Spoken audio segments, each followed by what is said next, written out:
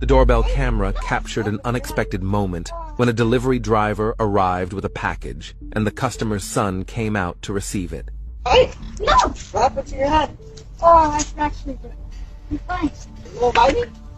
After a brief greeting, the driver asked the boy if the dog was friendly. Reassured by the boy's confident response, he stepped into the yard to deliver the package. But what happened next was the last thing he expected. Hey, what do you mean you fractured it?